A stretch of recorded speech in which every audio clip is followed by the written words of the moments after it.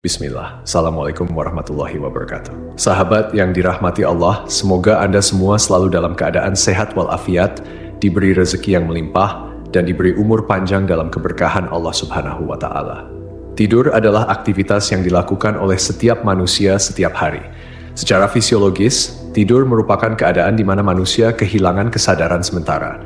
Dalam Islam, tidur sering dianggap sebagai bentuk kematian kecil, di mana roh manusia diatur oleh Allah Subhanahu wa Ta'ala. Namun, pernahkah terlintas di benak kita, kemana roh kita pergi saat tidur? Apakah roh benar-benar meninggalkan tubuh seperti yang digambarkan dalam film-film? Dalam pembahasan kali ini, kita akan melihatnya dari dua sisi, pandangan medis dan pandangan Islam. Namun sebelum melanjutkan, jangan lupa untuk mendukung channel ini dengan klik subscribe, like, dan lonceng notifikasi, agar kita terus bisa menyebarkan syiar Islam. Pengertian tidur menurut medis. Tidur adalah proses istirahat alami yang sangat penting bagi tubuh, jiwa, dan pikiran manusia. Kata tidur berasal dari bahasa Latin somnos, yang berarti periode pemulihan alami tubuh. Para ahli medis mendefinisikan tidur sebagai keadaan hilangnya kesadaran secara periodik, tetapi tetap bisa dipulihkan. Momen ketika fungsi tubuh bekerja secara minimal untuk memulihkan energi. Menurut penelitian, tidur dikendalikan oleh sistem hormonal dan irama sirkadian, yaitu ritme biologis harian yang dipengaruhi oleh suhu tubuh, cahaya, dan rutinitas. Dua fase utama tidur.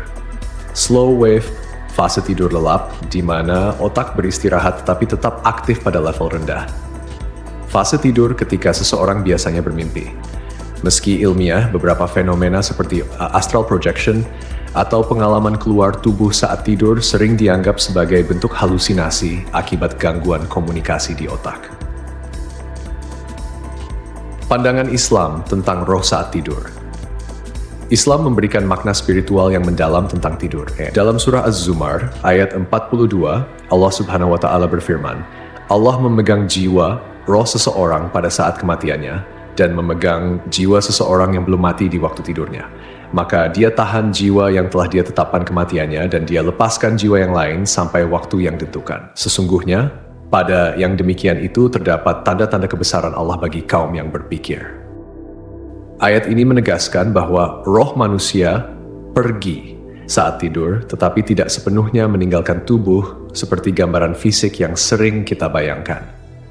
Allah memegang kendali penuh atas roh, dan hanya Dia yang menentukan apakah seseorang kembali bangun atau tetap dalam keadaan wafat. Tafsir para ulama, Ibnu Katsir menjelaskan bahwa roh manusia saat tidur seperti dipinjam oleh Allah Subhanahu wa Ta'ala dan akan dikembalikan kepada tubuh ketika waktu tidurnya usai. Al-Qurtubi menyebutkan bahwa tidur adalah bentuk kematian sementara yang menjadi pengingat bagi manusia akan kekuasaan Allah Subhanahu wa Ta'ala. Amalan sunnah sebelum tidur. Untuk menjaga keselamatan tubuh dan roh selama tidur, Rasulullah Shallallahu Alaihi Wasallam mengajarkan beberapa sunnah penting. 1. Membaca doa sebelum tidur. Rasulullah Shallallahu Alaihi Wasallam bersabda, dengan namamu ya Allah, aku hidup dan mati. Hadis riwayat Bukhari. 2. Mengibaskan tempat tidur 3 kali.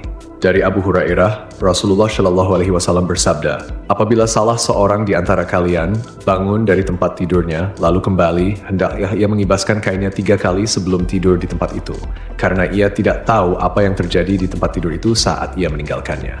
Hadis riwayat Bukhari dan Muslim. 3. Tidur dalam keadaan suci.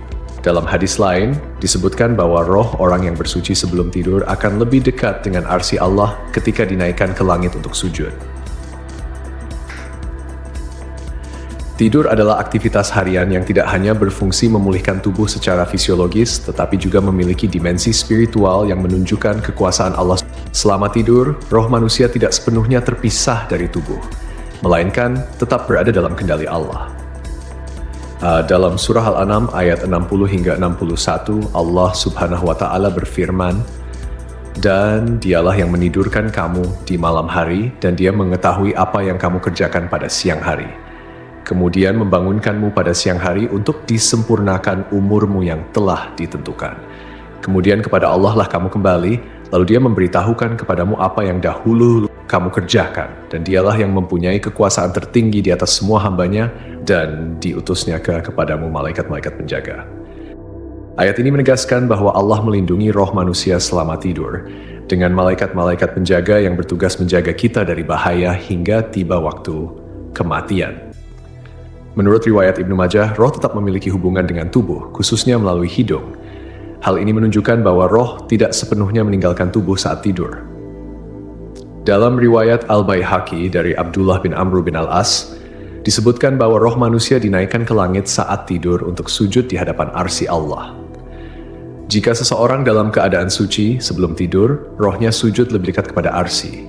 Namun, jika tidak bersuci, rohnya tetap sujud, tetapi dalam jarak yang lebih jauh. Wallahu a'lam bishawab.